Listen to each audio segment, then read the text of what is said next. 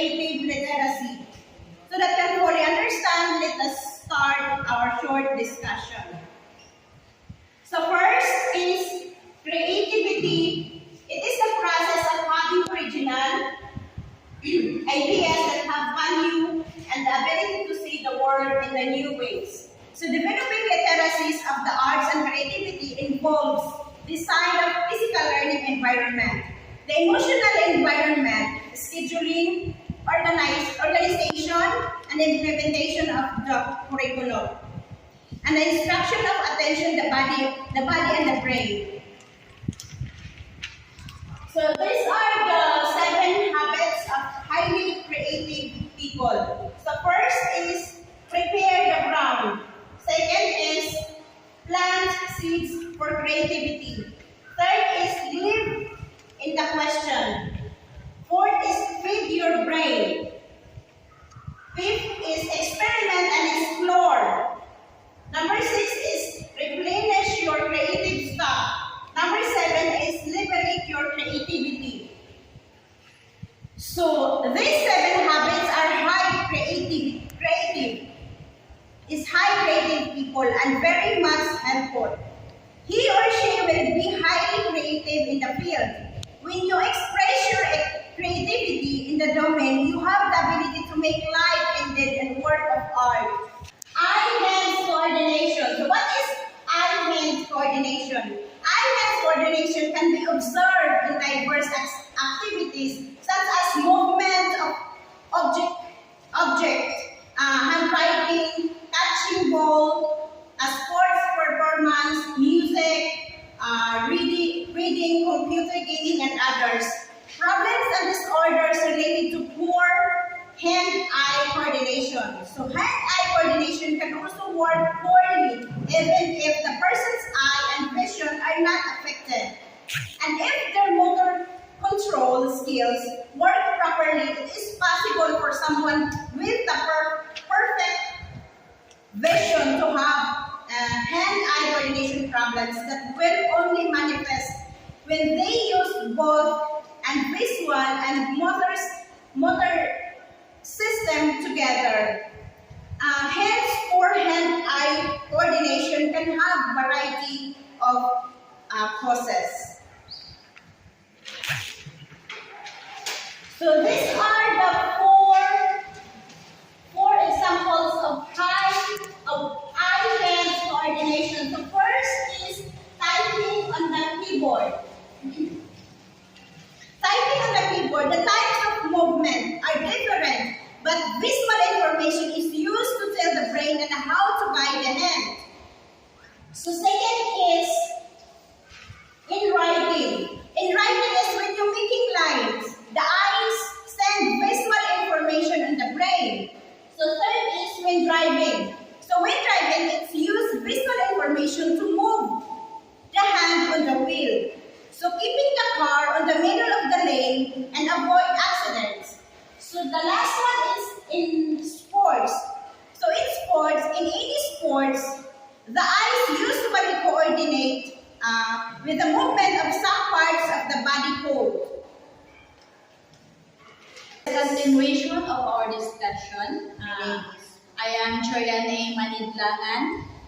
I will be the one to discuss about the 2 main conditions for inadequate hand-eye coordination.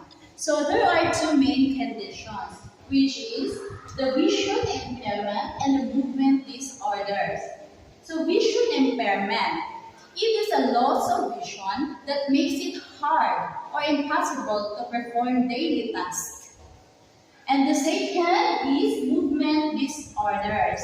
So these are characterized by impaired body movements caused by a variety of causes such as ataxia, which is characterized by lacking of coordination while performing voluntary movements, and hypertonia, a condition marked by an abnormal increase in muscle tension and a reduced ability of a muscle to stretch. And there are 3 kinds of hand-eye coordination developing stages. First, between birth and 3 years. So it starts to develop vision that allows them to follow slowly moving objects with their eyes. So begin to develop basic hand-eye skills such as reaching, grabbing, object feeding, and releasing. So the second is between 3 and 5 years, which is continue to develop hand-eye coordination, skills that were preference for left or right-handedness.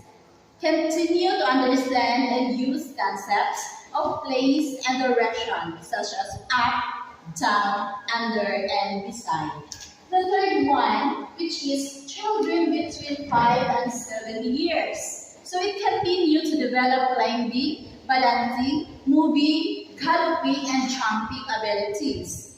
They improve their motor skills such as using scissors and etc. So, visual literacy.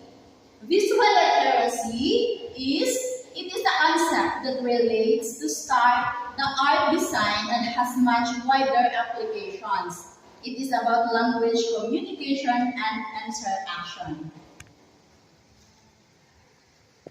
So visual literacy is the ability to read, write, and create visual and images.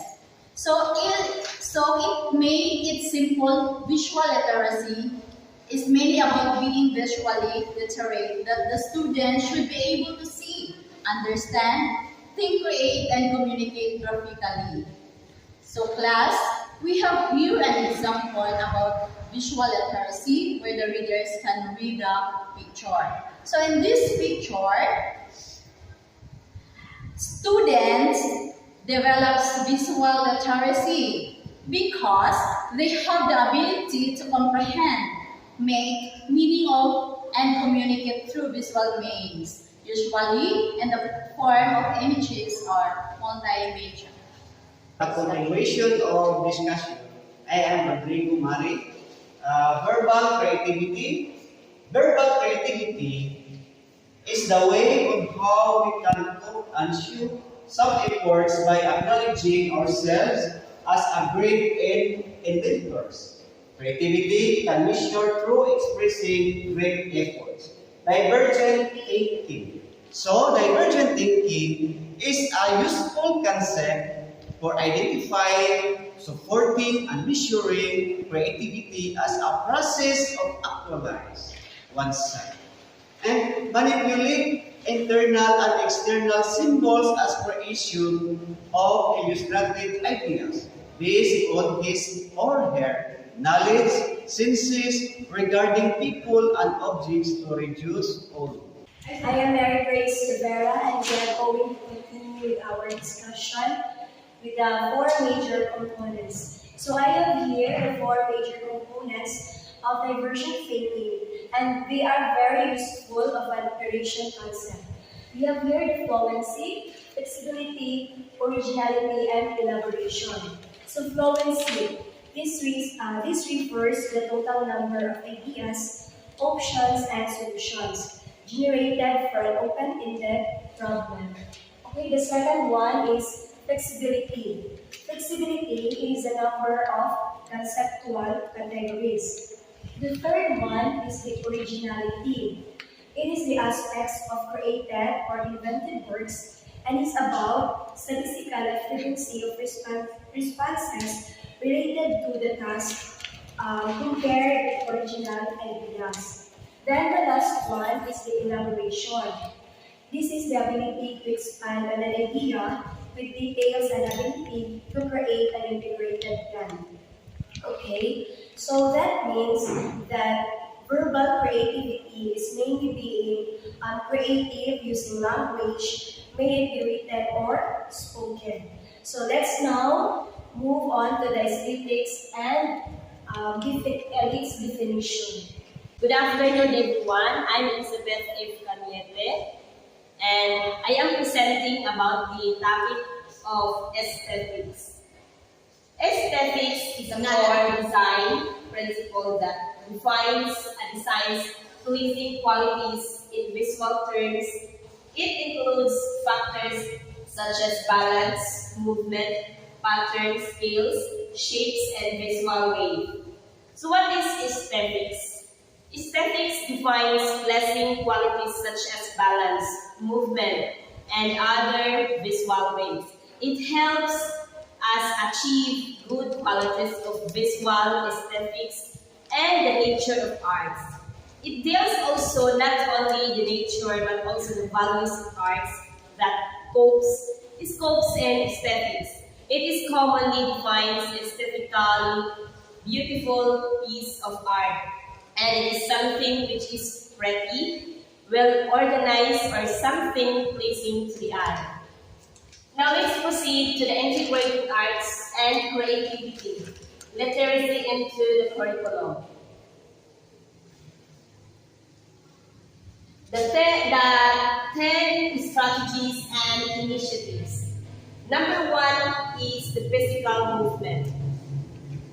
But before that, let us consider that the 10 strategies and initiatives in embedding arts and creative materials in the curriculum will help learners to develop creativeness, skills like motor skills, language skills, cycle skills, decision making, risk taking, and inventiveness. Number 1, let's proceed to the physical environment. The physical environment, it includes the act, how do you act in the public or any environment you have.